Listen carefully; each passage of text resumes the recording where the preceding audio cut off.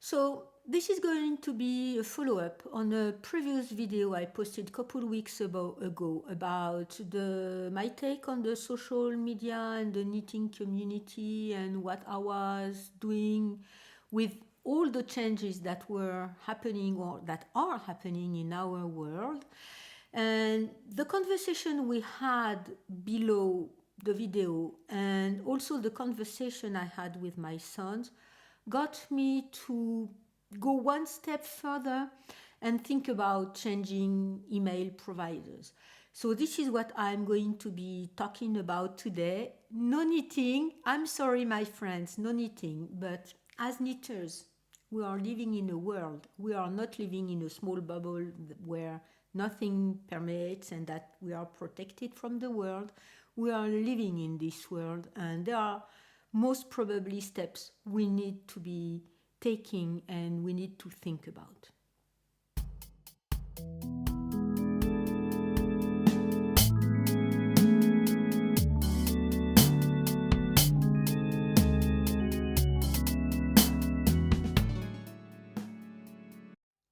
So hello everyone, welcome or welcome back to my small place on the internet where I talk about my knitting life, my knitting adventures. And today it's going to be also once again a different video about some of the digital world we are living in as knitters and what I have decided to do to take into account all the changes we are experimenting today in the world we are living in. My name is Isabelle, I am in Normandy, and what I'm going to be telling you, and it's about the same as the video 2 weeks ago, is something I teach to my students and something I talk about with my sons and of course my friends, but mostly with my sons and my students. So if today talking about email providers if is of any interest to you, please stay tuned. And first, as we are a knitting community, what am I wearing? I am wearing the same outfit I was wearing last week because this is the second time in a row where I'm filming 2 videos in a row. One on the knitting subject, and you've had that in the previous video from last week, and all the pleasure I have knitting on my sweater. And it's kind of convenient for me as I'm experimenting it to be filming 2 videos in a row for 2 weeks so that I have less time setting up all my gear because you see I'm filming in my kitchen on my dining table, so I have to take it down and set it up all over again every week. So it's kind of convenient. So please tell me down below if that bothers you that two weeks in a row you see me with the same outfit. I can change in between videos. I know I can do that if it does bother you. But anyway, I will link the previous video in the description box, and once it's up, and I think I have to do it for the one from last week because I forgot to do it. And quite quickly, I'm wearing the Gallant sweater by Kadri. I use the mohair Gallant for the stitch count. I knit it with Nutiden Val with one strand of mohair. The Nutiden and the mohair, one of you so generously offered it to me. And the little scarf I knit with the rest of the Nutiden and the same mohair. And I used, because I did not have enough, some other Nutiden and other mohair I already had in my stash. And it's Twilly, a mini shawl club series by Intermstein. So the scarf was my birthday cast on, and today the weather is cold and humid and rainy and etc. So I need all the warmth I can get from Nutiden and mohair. Okay, so you're gonna tell me social networks that I talk about that. Why not? We all use social networks. YouTube is one of them. Ravelry is one of them. All the Instagram, Facebook, and all the other ones are also social networks. And it is kind of relevant to our community because we do use these networks a lot to connect between each other and also to connect with small businesses in the knitting world. And if I just talk, and what I'm going to be saying will be, I'm sure, relevant to you too. Several of the very small yarn producer in my area only use Facebook and a bit Instagram to talk about their own life and the events and everything. The very small local yarn shop that opened in my area just before Christmas also only uses Instagram and Facebook to announce all of the meetings, the yarn they have received, the goodies and everything they have received. These are the media they use to get in touch with their community for local producers, local yarn dyers, local shops.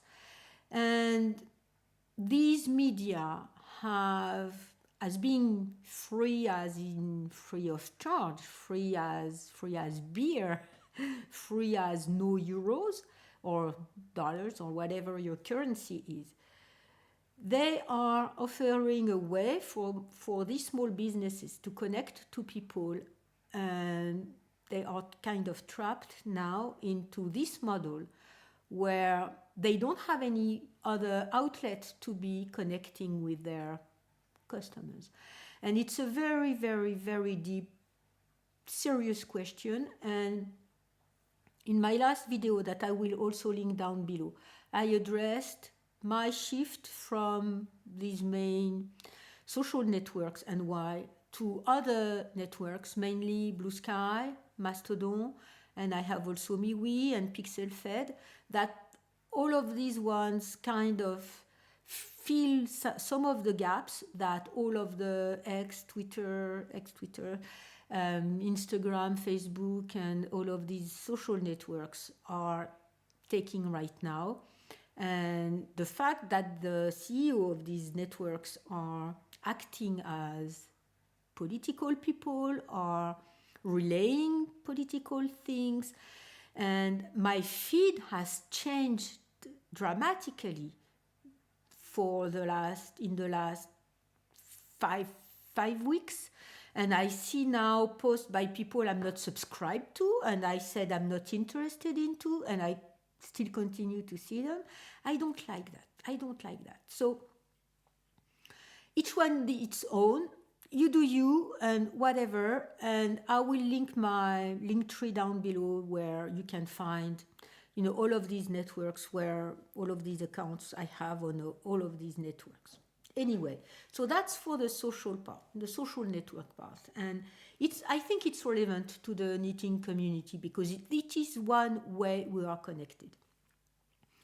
What has prompted me to think about my email providers?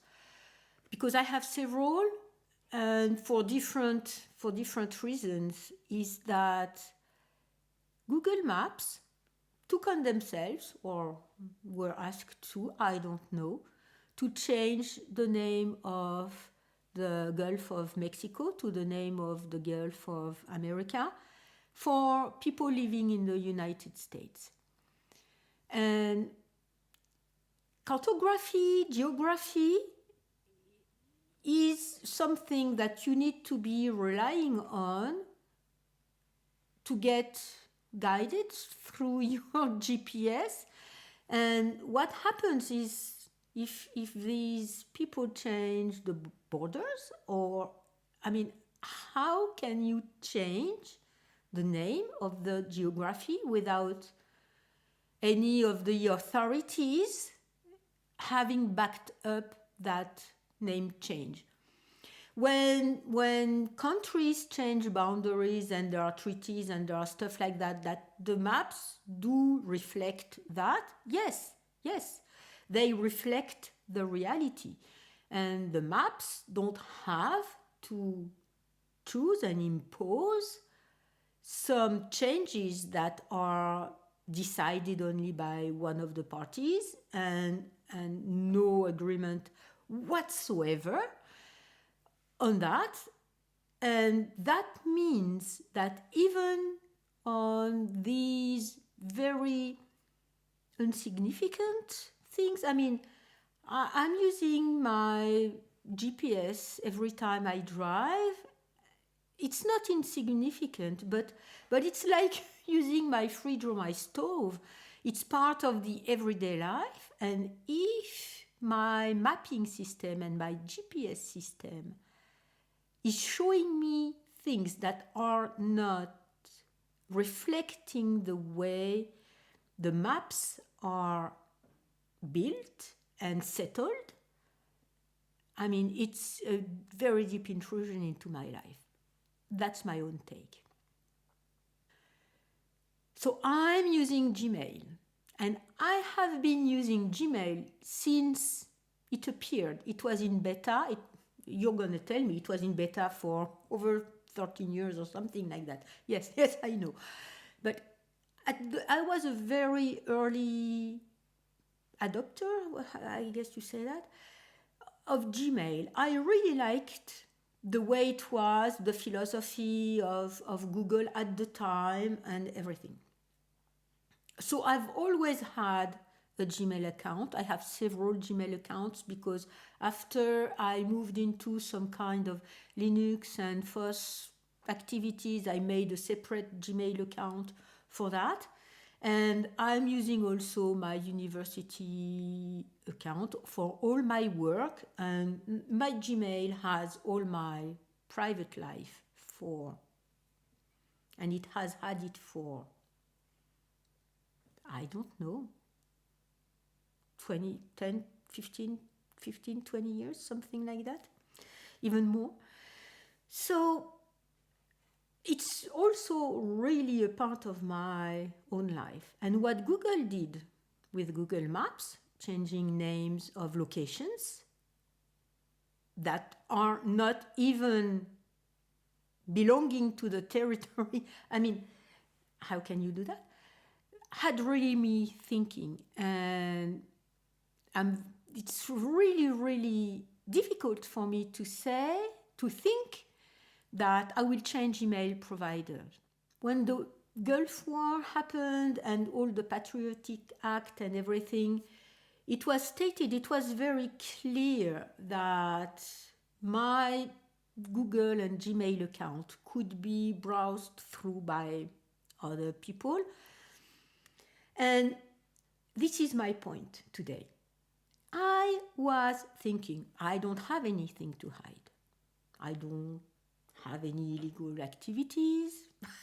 Right now, I'm knitting and I'm making videos about knitting on YouTube. I mean, okay, I'm a teacher. I don't have anything to hide. And I will link 2 channels down below. One is Naomi Brockwell and the other one Chelsea of the Financial Diet. Naomi Brockwell, I've been following her for a very long time, and she talks about private life and security and in terms that you can really understand, and she addresses a lot of these questions. Chelsea of the Financial Diet has addressed most recently, so her channel is not dedicated to that at all. It's more how the finance and the global life and stuff like that. But most recently, she has been talking about this political side of what's happening in the world. She's in the US. Naomi, I'm not sure I recall if she's in the US or elsewhere. Anyway, it's not relevant. But she has been addressing also these questions of personal data, private life, and what we can do. And that had me thinking. So the first thing was, I am not aligned with what Google is doing any longer. So I have my Gmail account, which is very, very, very deeply rooted into my own personal life and has been for several years, long years. And and I have evolved over the years, and this is what I tell my students. If you say, I don't have anything to hide, that is most probably true. But does it mean that you are happy with anybody intruding your personal life and having a watch into whatever you are doing? And the equivalent the picture of the example I'm taking is that I tell them, if you invite me for dinner, I come to your house, we have a nice dinner. At some time, I'm telling you, oh, please show me the bathroom. So you show me the bathroom and you leave me there. Of course, you're not coming with me into the bathroom. And after I go to the bathroom, what would you think if I go into your bedroom and go through your drawers? What would you think? Even if in your drawers you have nothing to hide, I have nothing to hide in my drawers. I have mismatched socks. Although I'm a knitter, so I should not say that. I don't have mismatched socks. I have socks. I have underwear that I've been wearing for a long time, but maybe a bit sad. I have all my clothes and, whatever makeup and jewelry and stuff like that. I don't have anything to hide, and I'm sure you do not have either.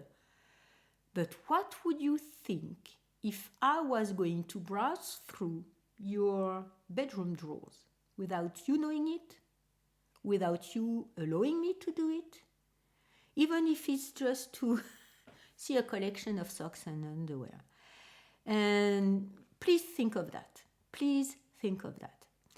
And so far, I was sort of okay with the fact that anyone could have access to my Gmail account, even if I don't have anything to hide, I don't want you to go browsing through my bedroom drawers. I don't want that. But what happened had me thinking a lot. So namely, Brockwell has been praising for other email providers, and one of them is Proton. I will link down below. Proton is a project that has been started in Switzerland by people from the CERN. I'm not sure how you pronounce that. Scientists. And this is a distributed service, and that is encrypted from end to end. So that means no one knows what your conversations are, what your emails are, and not even the project itself. So of course, the darker side of that is that it has been used a lot by people who had things to hide, and government have been fighting over that. Proton still has her preference, or I haven't seen her say otherwise.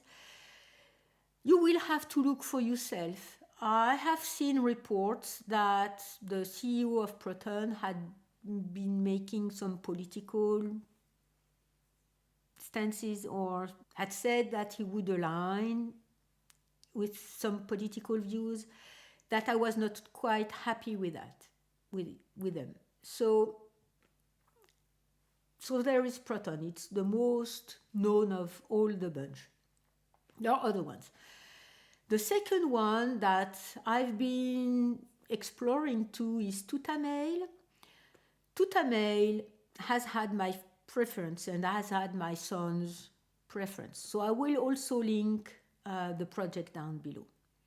So Tutamail is a German project, an open source project. That means they release their code and also offers encryption of the mailbox from end to end and all of the conversations you can have in the mailbox. All of them, Proton and Tuta, have free offers. These are the ones I'm using right now and I'm testing out, and the functionalities and stuff like that. Of course, from what I am used to, they are lacking mainly two main things. One, you can't have as many folders as you want in your email box, and this is what I am used to be doing. I filter all my incoming emails and I automatically and I automatically place them in folders so that I know everything related to knitting or something. It's all in the same folders. So they don't have, or they allow you a couple folders for the free account and a couple filters. I'm thinking that I may not miss that because I've had this conversation with the head of my IT department. I used to work with him a lot when I was a vice president, and he was saying that he is not using folders and rules to filter out emails any longer because one, the spam detectors are good, at least the one from my university, and we use one the same for all the universities. There is all the French universities. There is a project and everything. And second, the search engine inside of the email, the mailbox, is good enough so that you don't have to, place your emails in folders. You just search for the email you are looking for and then you find them. So I may not be needing more folders and mailbox rules to sort out all of my emails.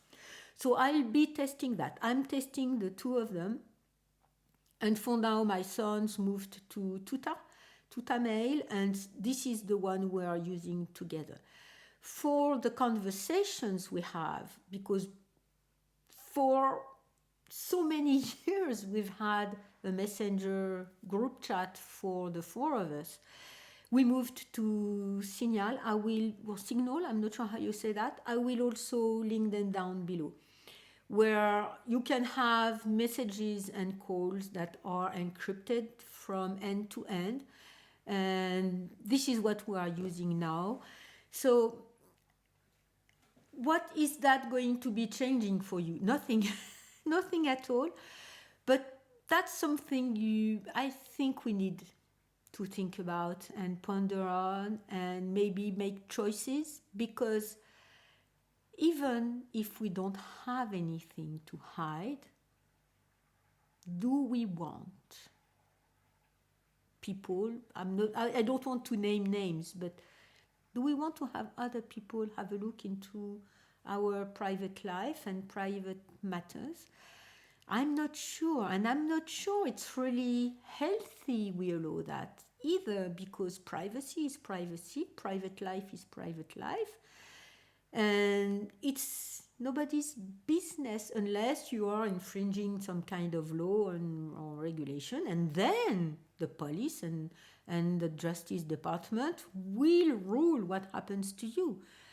But it's not to other private people to be able to have a look into your own private matters and things like that. So there you have it. Another conversation that you may not all be interested about, but I think it's very important, because even if we are knitters, we are human beings living in this world, and we have to think about that.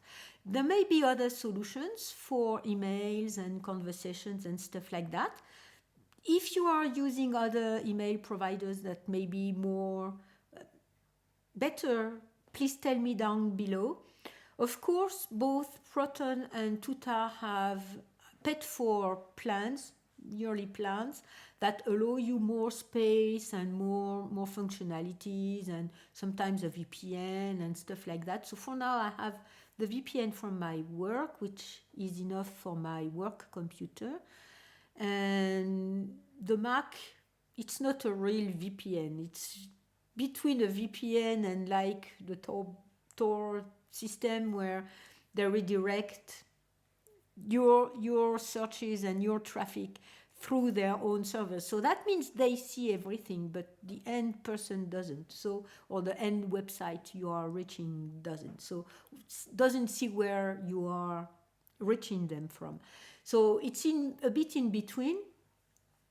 But for my work, already have a VPN, so I don't need a VPN for my private personal life.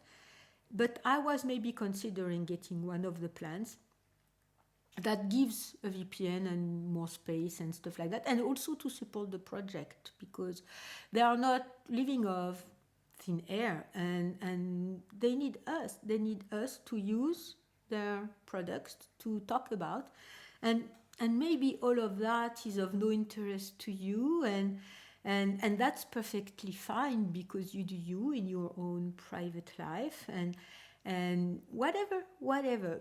I'm just sharing you my own concerns and how I'm doing on a very practical point of view. So it's another different video today from my normal knitting videos. And please tell me down below if this is of any interest to you. I think that for now I've talked about everything I wanted to be talking about regarding social networks and private life and things like that. I do hope that you liked this little video. I do hope that your knitting is able to bring you joy and happiness, and I do hope that you are able to place joy and happiness into your knitting because it's not coming all by itself. In particular, in this very, very, very strange and scary world we are living in, we need to build inside strength and joy and happiness so that we don't get completely overwhelmed by what's happening in the world. But we do have to know what's happening in the world because we are living in these communities that are made of all of these individuals we are.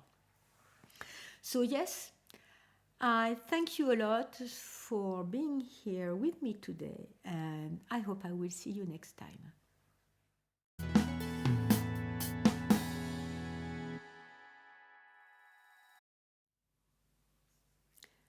1, 2, 3, 4,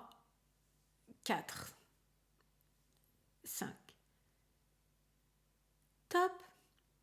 So this, the social media and the knitting community and what I was going to be doing.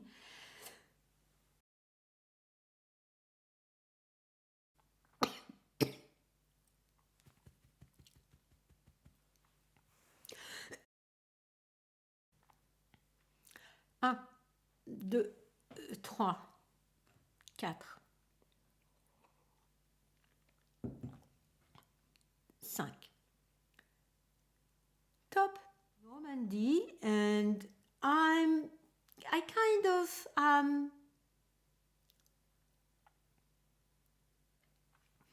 and